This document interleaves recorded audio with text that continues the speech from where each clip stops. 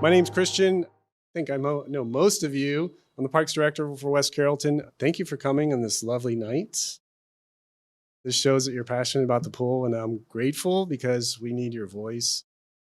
So this year, MSA was hired by us to do a study of our pool, kind of give it a health check, kind of determine its current condition. They're going to compare it to others, kind of let you guys know, what they see. They're the professionals in this. They're also going to get your thoughts and opinions, what you like, what you don't like, what would you like to see down the road. This is not a meeting about closing the pool. This is not a meeting about, we're going to spend $15 million like Miamisburg. Just the early steps to get where we want to go down the road. So I'll leave this to Keith, and he'll move on from there. This is a pretty exciting process for a community to go through. Your pool is of the age that it's still functioning. It's still doing what it's supposed to do and everything, but it's been in the community for quite some time. And this is an opportunity to talk about that. How are we going to move forward? And how are we maybe going to think about things a little differently? I'm asking you to participate, raise your hands, talk along the way. Let's get excited about this. With our team here tonight, I'm just going to dive into that. So in addition to the three of us, we have the lead on it. We're going to be the ones you see the most. But we do have a consultant team working with us. Water Technology is a nationally, international known aquatics designer. And we work with them a lot on a lot of our aquatics projects. And then Ballard King, part of the assessment will be to study the financial impact of this facility. So if we start to suggest improvements or a complete replacement, what does that cost? And we'll help them through that. But then, more importantly, what is it going to cost to sustain anything that we do, over time? You don't want to maybe build something or do improvements that 2 years later you can't afford to operate any longer. So we're going to start to show what that model is, what the revenue generation off something like this could be. This is, the first community engagement meeting of 3. So the first one tonight, what we're here to do is show you some things. Let's get up to date on what the existing facility looks like, and then Katie's going to go through some trends in these facilities, what we typically see and what we have done over time, and then we're just going to get your all's initial input. We've talked to Christian, we've talked to some other people. We want to know what the community thinks. Ultimately, this is your project, and we understand that, and we're going to push for that as we go through this. Community engagement number 2, we're going to come back probably sometime in January-ish. It'll be published. And what we'll do during that is we'll present what we learned tonight, the data associated with it. But we're going to come to you with some ideas. And we're going to develop an activity. And we're going to get you working at tables to kind of help us in some decision making as we start to understand what some of the boundaries are associated with this. And then as we get to the last community workshop, which will probably be around March or sometime, that's when we're going to present the final vision for what we've learned over the last 4 or 5 months that we've spent together. So point is, this is your opportunity to tell us what you want this aquatics facility to be today, tomorrow, 5, 10, 15 years down the road. And that's what we want to think about over the next several months. So the agenda, as I mentioned, Katie's going to go through an existing facilities review. So an existing facility review, and then modern facility considerations. What do we see out there? What are we doing currently? Zero entry, for example, is a big thing. Some case studies, some other pools that we have actually designed. I'm going to show you some of those so you can kind of get a comfort level with that, and then just have an open discussion about why we're here tonight and what you guys want to see. So Katie, with that, I'm going to turn it over to you. Sure. So we visited your pool on a day very similar to today. It was raining and very pleasant outside. And we did a very thorough assessment. As Keith mentioned, we do have an aquatics consultant on our team. So he spent, I think, about 4 or 5 hours really, getting into the facility, looking at all the valves, all the piping, all the pumps, all of the fun things that I'm sure many of you don't see on a frequent basis. So we have some of that we're going to point out to you tonight. I'm sure you are all familiar with your pool, but here's just a quick overview of where it's located, zoomed in a little bit. I must say, from my perspective, from our perspective, we visit a lot of pools. I actually really like your pool. I like the shape of your pool. I like the depths of your pool. I feel like for a community It probably serves you pretty well. I don't know if you all have similar sentiment about it, but I feel like it probably, as it stands today, fits many of the needs that I'm assuming that you have, but we'll talk about that throughout the evening. So just a couple of quick notes on what we saw when we did our site walk. The first is just kind of a quick evaluation of the site. As you know, you enter on the parking lot and you go down this little hill. I suspect this does not meet ADA just from off the bat getting into the facility. So some things to consider there with the slope of the grade there. Once we get into the bathhouse, which is what we kind of call that main pool building where your restrooms and your concessions and your offices are, you could tell that it's been really well maintained over time. It is a masonry block building, so it's built with block. As we were going around the building, we did notice, especially at the grade level, some indication of some wear of the block. There's some cracking on kind of that bottom row of masonry. There are a couple of places where you can actually start to see daylight through the building. This is very typical of what I would expect of a building kind of this condition, but there is some repair that we would suggest just off the bat on the building. You can see over time there have been updates to kind of meet changing trends. There were some new restrooms added to respond to, I'm assuming, some ADA needs. So there has been some updates, but it is a building that has been here for about 50 years, and it's showing a little bit of that age itself. It's a big building. There's a lot of space in this building. You can see we visited off season, so it's still being used for storage right now. One thing we did note in the locker rooms, and we'll get into this a little bit when we talk about current trends. Right now, you have obviously larger showers and larger changing rooms. More current facilities that we're building today tend to start to focus on individual showers and some individual changing rooms. So that was just something that we saw that was a little bit different. The pump house itself, there have been updates to the pool equipment over time. Again, you can tell that it's a very well cared for, a really well maintained facility, but there are some things that are starting to get either very close to the end of their useful life or are just not necessarily done the way that modern pool equipment would want to be done. So right off the bat, just to kind of help keep everything operational and running at your expectation level, there are some sort of immediate needs that we have noted that would need to be done to sort of the back of house pool equipment. The pool itself, so you do have a stainless steel pool, which means all of the walls are made out of stainless steel, concrete bottom.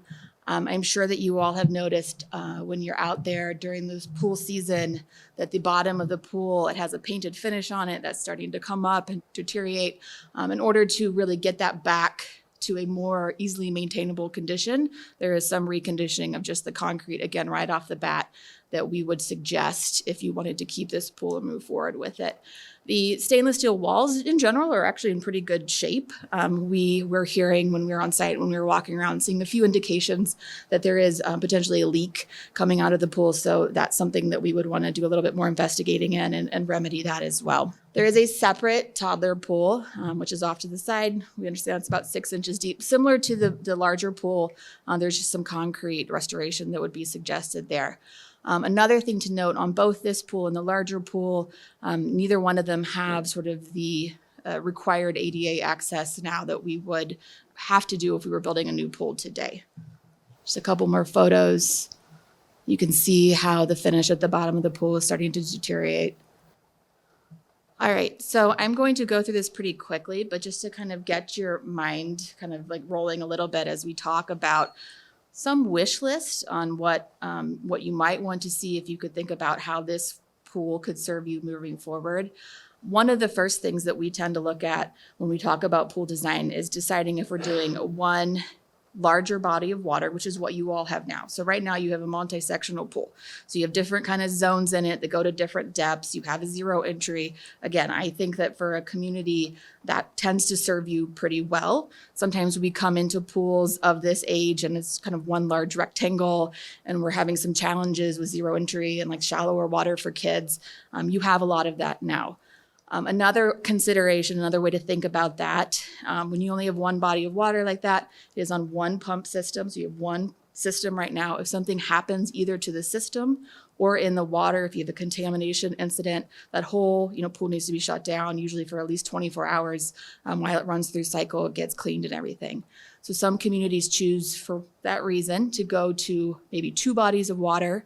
That could also help operationally if you maybe have lap swimming or a different type of swimming event. If you start heating your pool, it allows you to heat them to different temperatures. It's just something to think about.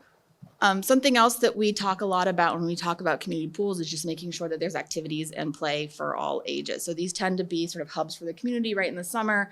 You have families coming, you have kids of different age levels coming. So making sure that there's activities that are sort of suited across that spectrum to engage people. Again, like you have some of this now, but there are additional things that we can start looking at, some spray features, other play features, climbing walls, slides, lap lanes. How many lap lanes do you use this for? Swim teams, swim clubs, competition swim. We'll start talking a little bit about water depth if you decide to go with a reconditioned or reconfigured pool and what that might want to look like. Diving. So right now I believe you have a 1 meter and then a lower dive, which tends to be the trend with most communities. Some communities like to look at a high dive, which is a 3 meter dive. There are some safety considerations. So if that's something you would be interested in, I would want to make sure we're just talking about some of the safety considerations of that. The biggest of being the ladder is really sort of your risk point, especially with kids going up the ladder. They change their mind trying to get down. Most incidents involving a 3 meter dive, it tends to be on the ladder more than the board itself, but you can do like a platform dive, which tends to have stairs. So there's some options there if that's something of interest. Zero entry. So you do have some zero entry now. That is something that, especially in community pools, we tend to see almost in every pool that we work on and in most modern facilities. What is wonderful about zero entry is it does allow, for one, a very gradual water depth change. It allows kids to sort of find the depth that they feel comfortable being in. It allows families to congregate in that space and everyone kind of be around each other, but maybe with some varied depths. I will note that while it tends to be a very gracious entry to the water, which we love, it does not technically meet an ADA access requirement. So while it can be used to allow, again, for that more gradual entry into the water, it is not technically an ADA, cannot be considered an ADA access. So slides are fun. I see excitement about slides. So you can do all sorts of fun things with slides. We can do body slides. So the image of the boy on the gray slide, he's just going down as his person. In this blue slide, it's a little bit hard to see. I need to find a slide where the inner tube is a different color than the actual slide itself. But that child's sitting on an inner tube, so you can do inner tube slides. We can do open slides, such as that blue slide. You can do closed slide, like the gray slide. You can do slides that go into water. So they would actually exit into your pool. So you go down the slide and splash into a body of water. You can also do slides that are called run out slides, which is that kind of upper corner image where you just kind of go into the slide itself, so that it just has a little bit of water at the bottom. So lots of fun options when we start talking about slides, and they tend to be pretty popular. Lazy river. I'm just putting this in here to show you what it is. So something just to think about. Lazy rivers are very fun. From an operational and guarding standpoint, they do require a little bit more personnel to make sure that they are safe. But they, of course, it's something to consider. Just know that there is a little bit of a trade-off in terms of the operations of them. A lot of times they have a small current to them that kind of pulls you through them. So if you're sitting on an inner tube, you would just float around, or if you want to do water walking or some kind of aerobics, you can walk with or against the current. So they tend to be pretty versatile, but from a gardening standpoint, they do require a couple extra guards. Shade. So that's actually something I didn't see a lot of when we were out doing our site visit. I saw a couple structures, but it seemed that you have a lot of open deck space. When your pool was built, that was pretty common. I think a trend at the time is everyone wanted to sit out in the sun. I mean, I know a lot of families these days are looking for that shade. That can be accomplished with structures. It can be umbrellas. We see even shade sails that go over pools, especially maybe some of that shallower water where you might have a higher concentration of kids. So this is a trend that sort of has reversed back to more shade from the 70s when your pool was constructed. And then the pool building that itself, as I mentioned, we tend to see in updated facilities more family restrooms, individual changing areas, individual showers. We also tend to see, and in the top two images, and we'll talk about this a little bit more when we show some other examples of facilities we've done, we like to really encourage, direct lines of sight through the building. When you come in, you can see straight into the pool. We want to make sure that right off of the entry is the shallow water. So that is something that I noted with your pool, sort of reverse on how we would tend to prefer to have that built. You want to walk in and kind of have your risk factor with your water depth to be as far away from the entrance as possible, just to prevent, kids running into that. But we like to build these with just really like wide open sight lines, guard rooms that have, full view range of the pool itself. And again, just easy, cleanable, simple facilities, but really just making sure that we're keeping everything that's long lasting, like your building is now, but just updated with some current fixtures and amenities. The environment of the pool. So this is leaning again more towards like new pool design. These can go a variety of ways. When you start using a lot of bright colors and fun features, they tend to have a more playful feel. So speaking a little bit more to the design side, if you want to have something that's a little bit more resort feeling, a little more relaxing feeling, we might look at something a little bit more monochromatic. So just as you start thinking about what type of facility you want and what kind of environment you want to create, these are just some things that we tend to encourage you to think about. And then water depth. We always just put this up here because I think it's a really, really helpful image, especially when you start talking about what types of programs that you might hold or want to hold held in your pool.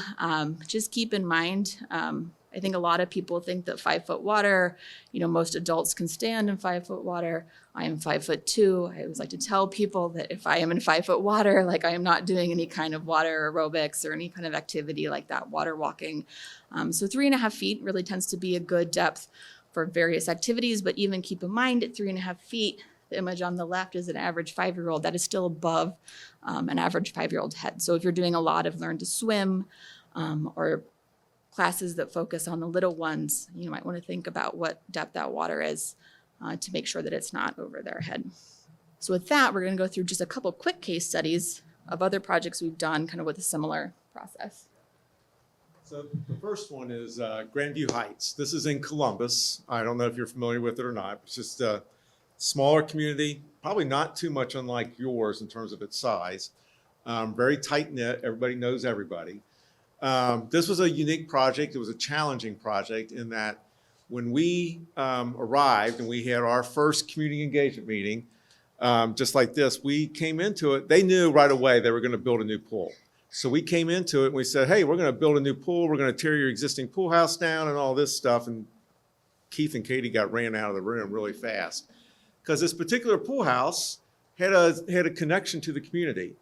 It had a central entrance piece that we later found out that many relationships in that community started there. There had been people that had proposed, first kiss, all this stuff had happened in this little gazebo at this pool. So we had to rewind a little bit. So as you look at our plan, you'll see down in the lower right-hand corner, you'll see a gazebo-looking structure. That was really taken, it was directly taken from the existing pool. The roof you see on that is one of those Spanish tile roofs. That was literally taken from the old building. So, and that's us. You'll start to hear Katie talk about this a little more in depth when she talks about the next one, Athens. We really try to make the design feel like it's part of the community. So those are some things that we like to think about as we design newer pools. Some of the things that she hit on is very key. And one of them in particular is there is this, it's a red flag. I'm not going to call it super dangerous, but when you walk through the central entrance piece in this existing pool and you check in, you're right at the deep end. Your entire pool should be flip-flopped, in the reality of it all. So that's why if you look at this, you walk in through the gazebo, that small little roof, that's an open breezeway. You come into a larger sort of concrete zone there, deck area, and then it's zero entry that gradually goes down to 3 foot 6 inches.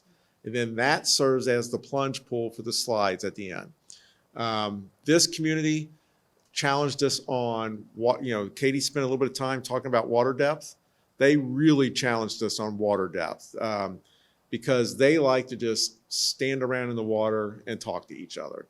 And that's great. The pool, when I started off saying this is a kind of a fun process to go through, we want to bring you into it. When we cut the ribbon at this pool, it's like, here's your pool. And they all understood the path that we used to get there. It was really great.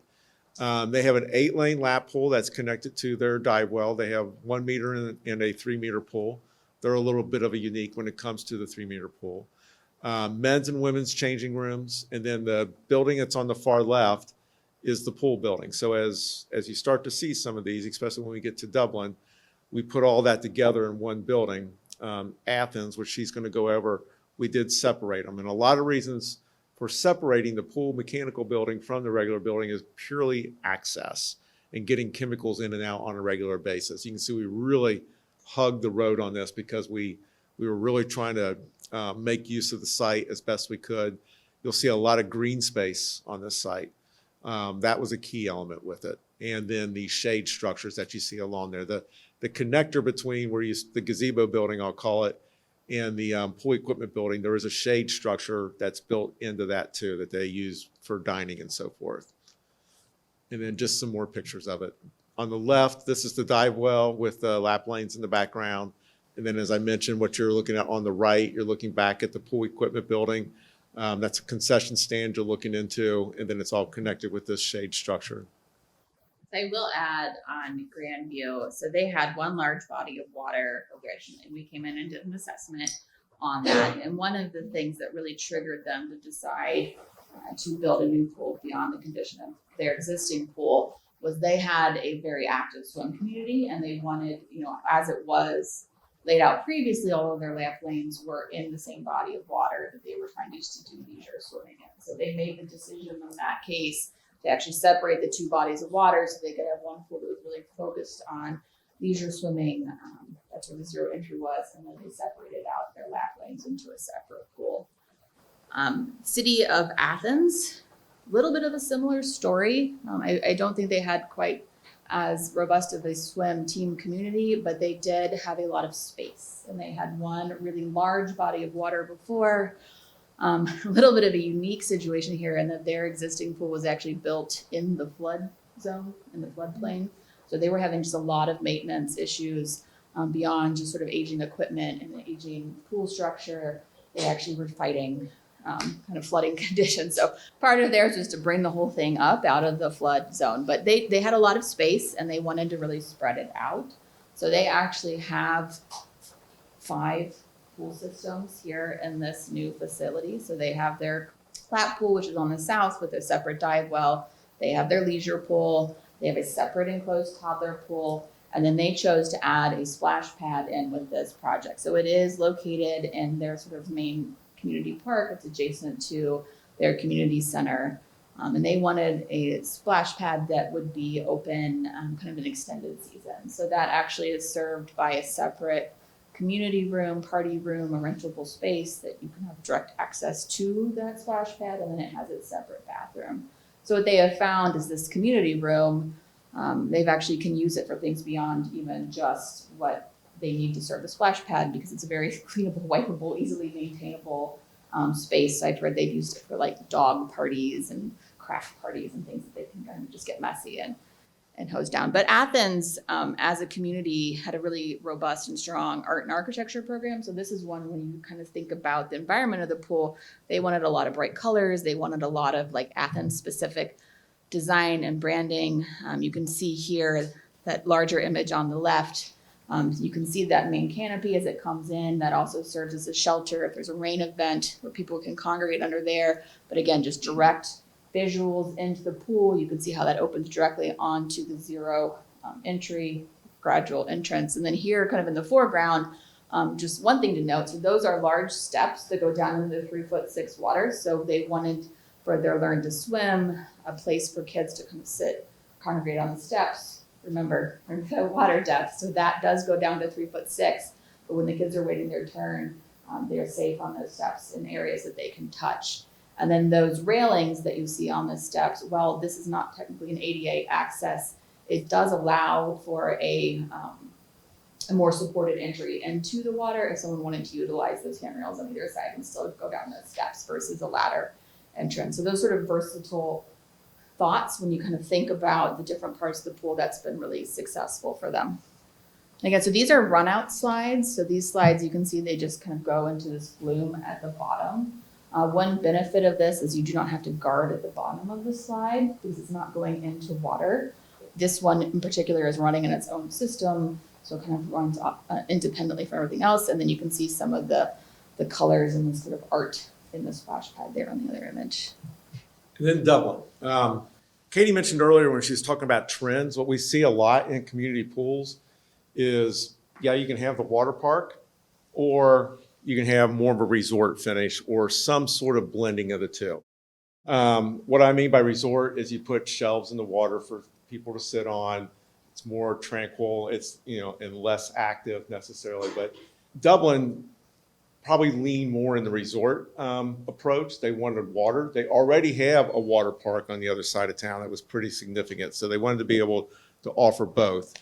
So you can tell by the architecture, in the other two, there was a little bit more of a direction to embrace the essence of the community. Here we got to put our architects on and really capitalize on architecture to some degree too. So the bodies of water, a toddler pool at the top, the round piece that also has zero entry in it. So you can have a toddler pool that has zero entry in it. And then the leisure pool itself, pretty large body of water, not too unlike the others. But it has more of a shelf walk-in. So you walk in, you have a plateau of water that's about 12 inches deep before it starts gradually going down. So it's like a little bit of a pond, if you want to think of it that way, with a consistent depth that people can hang out in.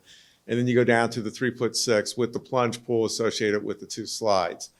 And then at the lap pool, we just have a deep end with the 1 meter diving board on it. And then we also have a platform diving board there too. So what I mean by a platform is, your kids aren't going out and they're not standing there and freaking out as they're looking down.